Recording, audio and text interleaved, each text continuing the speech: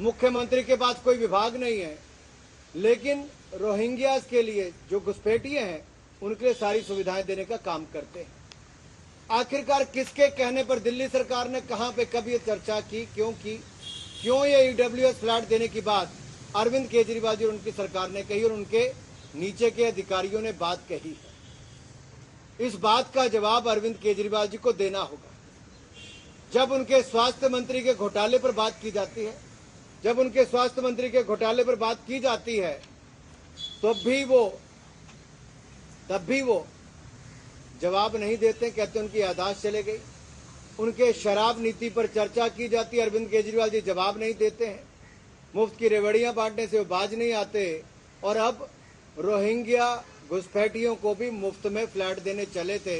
ये अपने आप में दिखाता है कि ये झूठे भी हैं और अपने वोट बैंक की राजनीति के लिए, राष्ट्रीय सुरक्षा के साथ खिलवाड़ करने के लिए भी अरविंद केजरीवाल जी और उनकी सरकार पीछे नहीं हटती।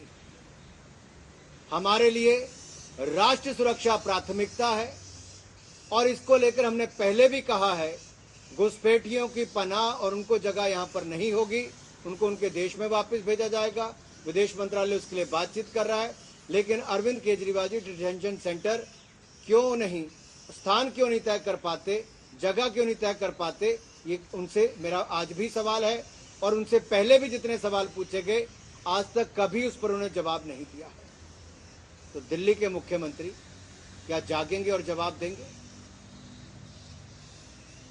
मुख्यमंत्री तो नहीं, लेकिन उप मुख्यमंत्री मनीष सिसोदिया प्रेस कॉन्फ्रेंस करके कह रहे हैं कि देखिए मुख्यमंत्री की तो जानकारी में नहीं था, एलजी के माध्यम से जो है इस तरीके से डिसीजन ले लिया जाता है और जो है मुख्यमंत्री और उप मुख्यमंत्री को पता भी नहीं। दिल्ली सरकार के मंत्री हो या मुख्यमंत्री हो, इनको घोटालों से बाहर आने की आदत पड़ेगी तब कुछ कर पाएंगे। शराब नीति को लेकर आज तक जवाब नहीं दे पाए, शराफत तो छोड़ी दी, झूठे आरोप लगाकर भागने का काम करते हैं, कीचड़ उछालकर भागने का काम करते हैं। सत्य तो कागज बोलते हैं। क्या इस मीटिंग को आज भी ये फिर कहेंगे, मैं फिर बार बार ये कागज दिखा रहा हूं, क्या दिल्ली के मुख्यमंत्री इस पर जवाब देंगे? अरविंद केजरीवाल जी, जवाब तो आपको देना होगा, चाहे वो सत्येंद्र जैन जी का घोटाला हो या आपका शराब का घोटाला हो। आप ये कहकर नहीं बच सकते कि अरविंद केजरीवाल जी के पास कोई विभाग नहीं लेकिन मुख्यमंत्री है। ये भी अपने आप में देश में एक ऐसा उदाहरण है, विभाग कोई नहीं लेकिन मुख्यमंत्री है, जिम्मेदारी कोई नहीं लेकिन 8 साल से मुख्यमंत्री है। कहते थे मैं राजनीति में नहीं आऊंगा, बच्चों की कसम खाता हूं, लेकिन राजनीति में आए, मुख्यमंत्री है लेकिन जवाब देने के लिए राजी नहीं है। तो जवाब दे कौन दिल्ली सरकार में? हमारा सवाल ये भी। सिसोदिया जी ने गृहमंत्री को एक चिट्ठी भी लिखी है, उन्होंने कहा है कि दिल्ली सरकार तो खिलाफ है, केंद्र सरकार भी कह रही है, दोनों खिलाफ है। तो किसके इशारे पर दिल्ली के अधिकारियों ने मीटिंग की, जबकि ना मुख्यमंत्री को बताया गया ना उप मुख्यमंत्री को बताया गया? मुझे लगता है अरविंद केजरीवाल जी को अपनी बैठक बुला के पूछना भी चाहिए कि आखिरकार ये चिट्ठी क्यों लिखी गई। दिल्ली के किसी अधिकारी ने दिल्ली के मुख्यमंत्री के कहने पे चिट्ठी लिखी होगी, कैसे लिखी होगी? अमानतुल्लाह खान क्या अपने आप अनाज पानी राशन बांटता है कि दिल्ली के मुख्यमंत्री के कहने पे, अरविंद केजरीवाल जी के कहने पे रोहिंग्या घुसपैठियों को बांटते हैं, उनको स्थायी करने की बात करते हैं? मैं तो नहीं कहता, वो कहते हैं। कहते कि नहीं कहते? आप सबके सामने कहते हैं। दिखाइए उनका वीडियो, दिखाइए कैसे सामान बांटते हैं। रोहिंग्या घुसपैठियों को अरविंद केजरीवाल जी की शह पर उनके विधायक सामान बांटते हैं। सर एक और आरोप लगाया सिसोदिया जी ने, वो हरदीप गिरी जी के ट्वीट का हवाला देते हुए कहा कि ये तो एक तरफ भुगतान कर रहे हैं और सब सरकार। मैं बड़ा स्पष्ट कर देता हूं एक बात, गृह मंत्रालय ने बड़ा स्पष्ट करके कहा है कि रोहिंग्या घुसपैठियों को जो पहले की स्थिति थी वैसे ही उनको ना यहाँ का नागरिक माना जाएगा, उनको वापस भेजा जाएगा। विदेश मंत्रालय के साथ बातचीत करके लगातार काम जारी है। और एक बात मैं और स्पष्ट कर दूं, सदन में भी कहा, बाहर भी कहा है, और जो गृह मंत्रालय ने स्पष्टीकरण देते हुए कहा, आखिरी स्टेटमेंट वही है। सर एक सवाल और है, जो सिसोदिया ने जो चिट्ठी लिखी है अमित शाह को, उन्होंने कहा कि जांच कराई जाए कि किसके कहने पे फ्लैट अलॉट करने वाली बात सामने है, क्या इसकी जांच होगी? अरे जिस चीज की जांच होती है, सत्येंद्र जैन जी जो घोटाला करके करोड़ों रुपए खाने के बाद आज जेल में है, उस पे तो अरविंद केजरीवाल जी उनको बाहर नहीं निकाल पाए। अगली जांच क्या मांगते हैं?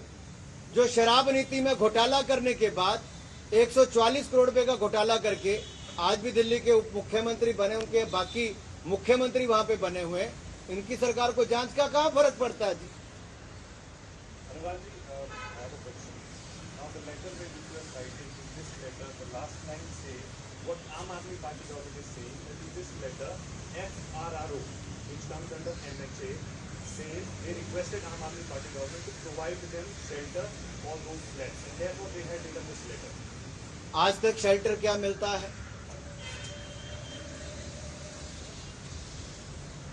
क्या शेल्टर मिलता है? क्या अरविंद केजरीवाल जी, हिम्मत है अरविंद केजरीवाल जी, तो आकर बताइए आज तक रोहिंग्या घुसपैठियों को क्या शेल्टर मिलता था? कैसे रहते थे वो? किन इलाकों में रहते थे?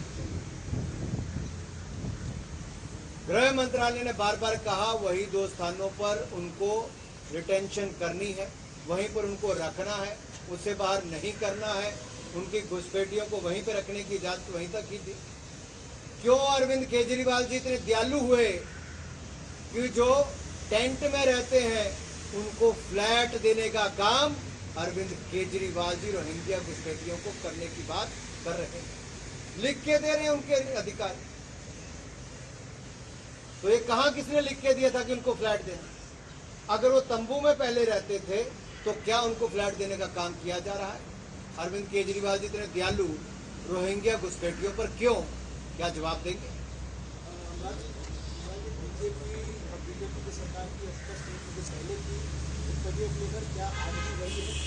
बीच में जब नीति को आया उसके बाद तो हम जब सत्ता में नहीं थे तब भी और आज जब सत्ता में है तब भी एक ही नीति है, राष्ट्र प्रथम, राष्ट्र सुरक्षा प्रथम।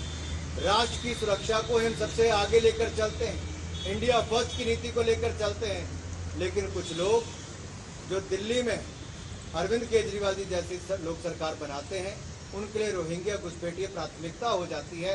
हमारे लिए राष्ट्रीय सुरक्षा आज भी प्राथमिकता है, आगे भी प्राथमिकता है। जो यूट्यूब चैनल्स जो बैन किए हैं मंत्रालय में, पहले भी ऐसे कदम उठाए गए थे, बावजूद इसके ऐसे यूट्यूब जो फिर से आ जा रहे हैं।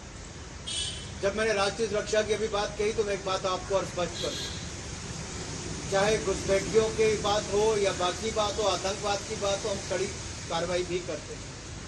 जब यूट्यूब के माध्यम से या वेब पोर्टल्स के माध्यम से कोई देश के लोगों में भय भ्रम फैलाने का काम करता है और देश को बांटने का प्रयास करता है, इससे भी देश की सुरक्षा को खतरा होता है, तो सूचना प्रसारण मंत्रालय से हमने पिछले 4 महीनों में लगातार कार्रवाई करते हुए 102 से ज़्यादा ऐसे यूट्यूब चैनल्स को और बाकी पोर्टल्स पर रोक भी लगाई है, जिनके लाखों से नहीं करोड़ों लोग उनको देखते हैं। यानी कि वो गलत जानकारी देते हैं, देश को बांटने का काम करते हैं, भय भ्रम फैलाते हैं। हमने 8 चैनल्स पर रोक लगाई है और आगे भी लगाएंगे जो राष्ट्रीय सुरक्षा के साथ खिलवाड़ करेगा। इस पे कोई भी समझौता नहीं है। धन्यवाद। Thank you.